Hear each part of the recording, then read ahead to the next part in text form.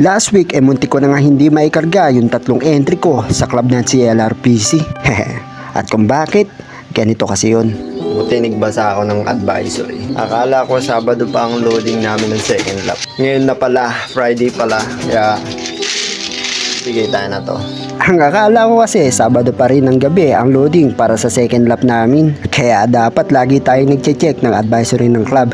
Kasi kung nagkataon, hindi ko nga maikakarga yung mga ibon ko. Ito nga pala yung pabaon ko, ang Champion Pills. Nagsusubok ako na to kada loading. Kayo ba, ano ba yung pabaon nyo bago ikarga sa truck? Share nyo naman dyan sa comment section. Ito nga pala yung mga entry ko as Allbird sa club ng CLRPC. Si 69, si SBR at saka yung Youngbird ng JRPC. Itong lap na to siguradong pahirapan. Kasi nga galing lang sila sa 180 kilometers ng first lap tapos biglang talon sa 270 kilometers. Ang tanong, kayanin pa kaya na 3 entry ko? Kay 69 medyo hindi na ako kinakabahan kasi galing na nga siya ron. Finisher na siya ng Tacloban. Pero dito sa 2 entry ko na si SBR tsaka yung Youngbird na JRPC medyo kinakabahan ako kasi basal sila ron. Si SBR nga una kong kinarera sa North Race at naging finisher siya sa Santa Ana, Cagayan. Habang ito naman yung JRPC Youngbird ngayon pa lang ikakarera. Sunday, January 4. Nirelease yung mga ibon namin sa Katanawang, Quezon ng alas 7 ng umaga at hindi nga ako nagkamali dahil mula Katanawang, Quezon to Talavera, Nueva Ecija ang air distance namin doon is nasa 270 kilometers at ganun kalayo ang nilayo ng air distance na karera namin ngayon at samahan nyo pa ng hindi magandang panahon. Grabe, second lap pa lang hard race na agad.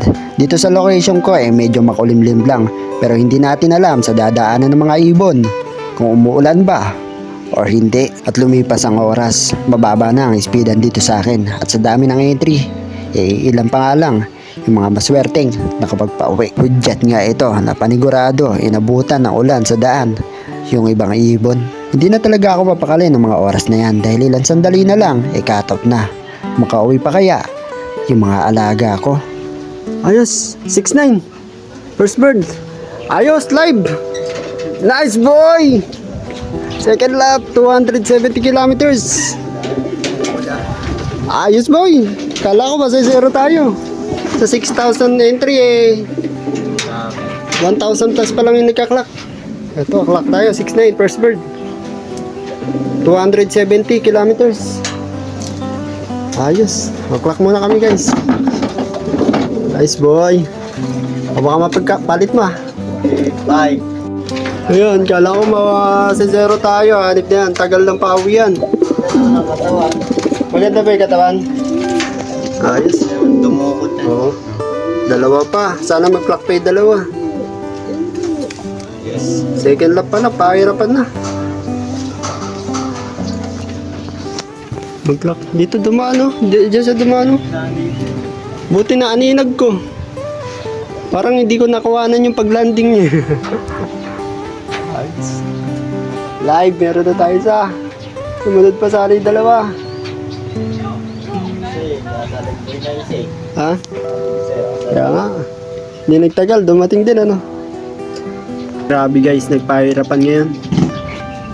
Sa 3 entry natin, isa pa lang nakakauwi, si 6-9 pa lang. At sa 6,000 birds, mahigit. 1,500 plus pa lang yung nagka-clock. Second lap pa lang to Umabot pa sana yung 2. Asan na kayo? Ayos! Second bird! Ayun si SBR clock. Live! Pasok! Ano kung galing yung tayo niya? Pasok! Nice! Second bird! 2 na yung clock natin. Ayun super hard race guys. Good job boy. Kala ko di ka na makakauwi. Ito yung Santa Ana finisher natin. Si SBR. Binalikwas natin sa south. Ito, clock siya. Second lap. Grabe hard race. Sana makaano pa isa. Ito yung sticker. Lock muna ako. Oh guys. Grabe. 872. Speed niya. Ayos. Live. Grabe na. Stress yung ilong namumula. Buti umabot pa. 270 kilometers. Ayun, biglaan to guys. O 1,000 plus pa lang ang nakakapag-clock sa 6,000 birds. Mag-clock pa sana yung isa. Dumating pa sana yung isa.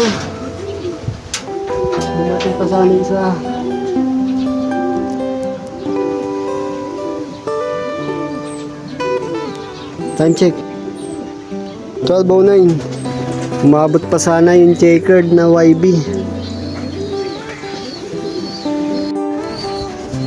Antibay din ni SBR. Clock siya.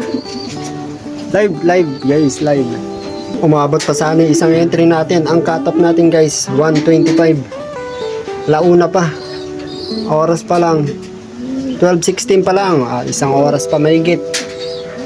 Ay. Umabot ka sana. Barut-butin mo na. Grabe, super hard race talaga ngayon. Second lap pa lang kasi umuulan sa dinaanan ng mga ibon. Kaya lahat yung magkaklak ngayon, maswerte. Biruin nyo, 6,000 plus birds. Kulang 2,000 pa lang yung nagkaklak. At dalawa na yung ibon natin doon. Isa na lang ang kulang.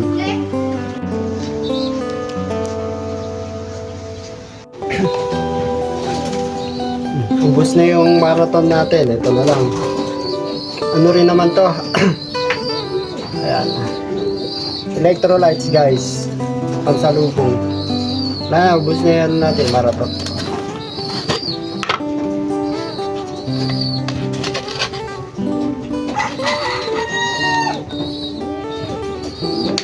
Mukhang andyan yung isa nating ibon.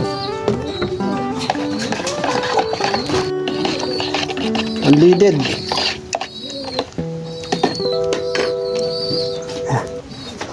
Mukhang andito na isa nating ibon. Andito na nga sana. Wala pa.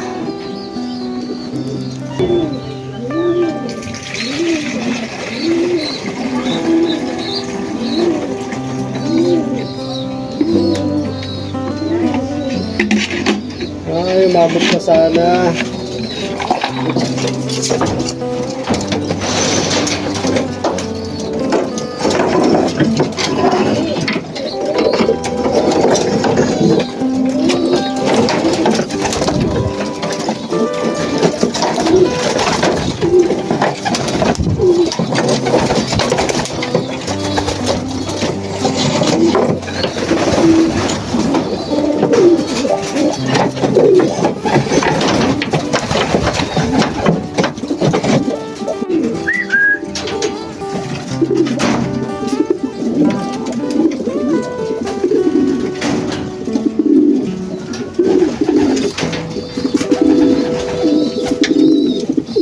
Ito na yata. Ito na nga yata siya.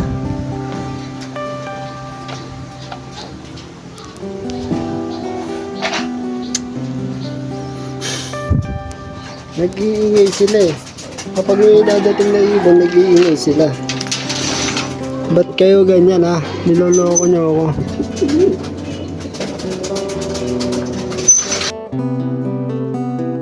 Cut-off na, pero yung YB wala pa rin. At sa 6,200 plus bird, ang nag-clock lang 2,800 plus. Maswerte pa rin tayo kahit papano hindi tayo na zero.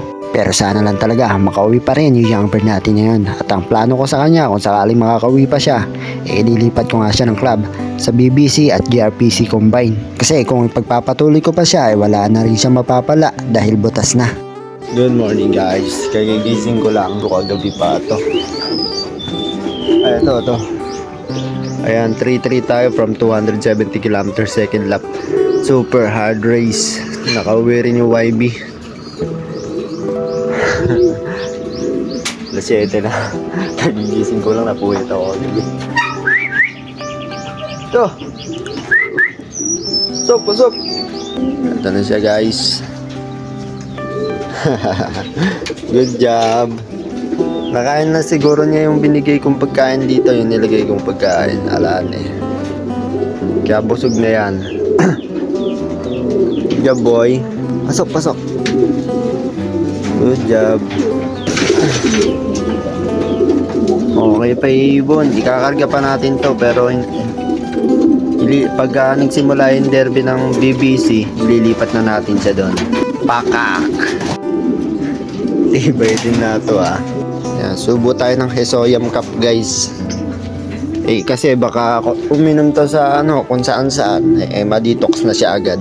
Actually, pang pang one eye cold, pang halak, pang upper. Para hindi na magtuloy yung mga sakit na dadapo sa kanya. Unahan na natin. Alright, Hesoyam Cup guys. Napaka-solid na to, lalo sa one eye cold tsaka salak. One hit delete. Talaga malala. Ayan. Hirap subukan ah.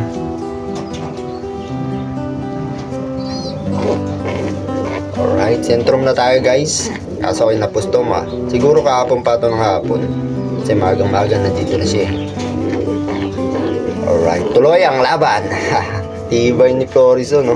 Baka sabihin niyo hindi totoong finisher eh.